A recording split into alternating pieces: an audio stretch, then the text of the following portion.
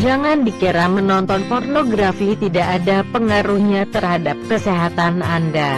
Ternyata keseringan menonton pornografi bisa merusak bagian otak. Bahayanya bahkan lebih ganas daripada kita mengkonsumsi narkoba.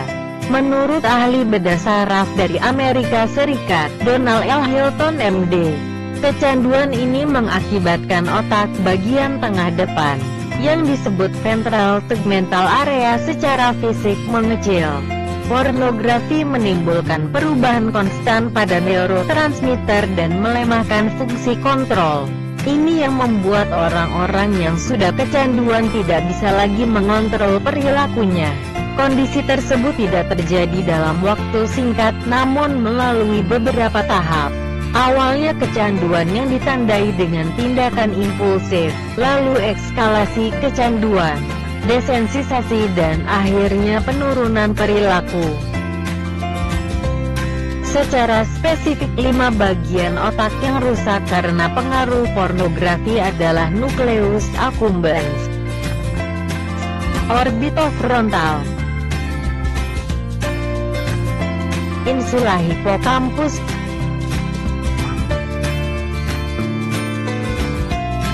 cerebellum, dan gyrus singgalut.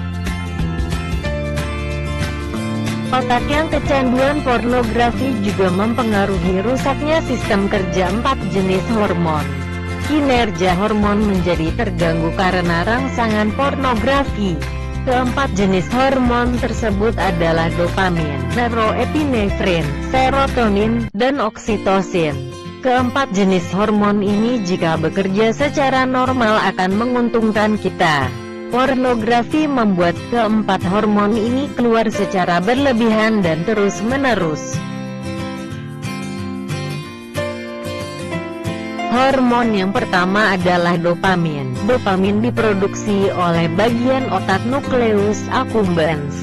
Pada saat seorang menonton film porno, dopamin yang ada dalam nukleus accumbens segera diproduksi. Dopamin bekerja untuk menimbulkan sensasi puas, senang, lega, gembira dalam dada. Namun dopamin juga bekerja menuntut peningkatan level kenikmatan. Contoh dalam kasus pornografi, misalkan seorang remaja pertama kali merasa senang bisa melihat gambar seksi. Berikutnya dopamin akan menuntut peningkatan kepuasan. Remaja tadi menjadi rasa ingin mengulang dan menambah. Dia ganti gambar dan suara, terus gambar, suara dan gerak, kemudian lagi dan lagi. Bahkan sampai ke level ingin berhubungan badan sungguhan, seperti orang bermain game. Ia akan merasa puas jika berhasil naik ke level permainan berikutnya. Kedua adalah hormon neuroepinefrin. Hormon epinefrin sebenarnya bekerja untuk memantik ide-ide kreatif. Misalkan seorang pebisnis sejati otaknya dipenuhi dengan pikiran, peluang dan keuntungan. Melihat sebuah kejadian dia akan berpikir tentang peluang usaha yang bisa dijadikan ladang uang. Instingnya dalam hal bisnis tajam. Sayangnya jika hormon ini sudah dikendalikan oleh pornografi, otak pecandu pornografi juga akan selalu dipenuhi dengan yang namanya pornografi dan seksualitas. Apabila ia melihat gambar yang merangsang sedikit saja, otak akan berpikir kreatif untuk berlaku menyimpang. Otaknya gampang ngeres. Kalau ada perempuan yang memakai baju terbuka, mungkin orang normal hanya akan berkata, wanita itu sungguh menggoda. Namun bagi orang yang sudah kecanduan pornografi akan berpikir, bagaimana ya rasanya berzina dengan dia. Itulah yang dirasakan orang yang sudah berurusan dengan pornografi. Jiwa dan pikirannya mulai rusak. Akibatnya para pecandu pornografi tidak bisa berpikir jernih, malas menuntut ilmu, dan malas berpikir kreatif. Hal itu karena otaknya sudah dipenuhi dengan daftar kosakata atau kejadian yang selalu bersambungan dengan yang namanya seks.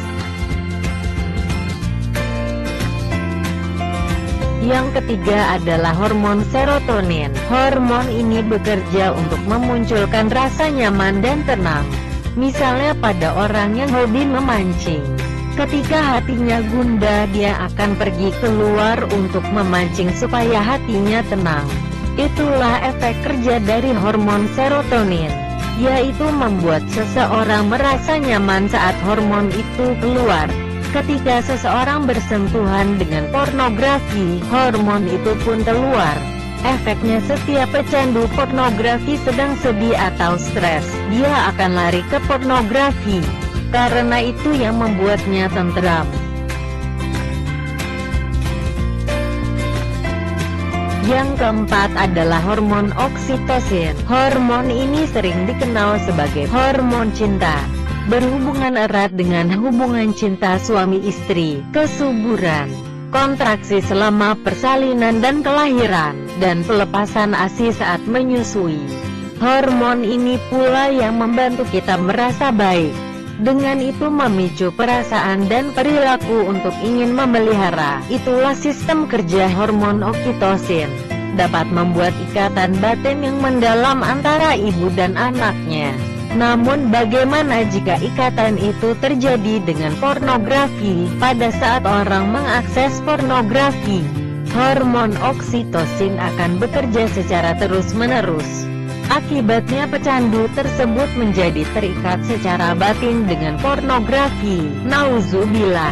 Inilah yang memunculkan rasa butuh dan ketagihan. Orang yang kecanduan pornografi memiliki rasa butuh, candu, tidak nyaman jika tidak melihat pornografi selama beberapa hari.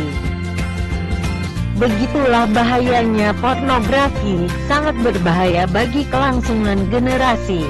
Pemuda-pemuda yang seharusnya menjadi tumpuan bangsa akan semakin lemah dan hancur moralnya.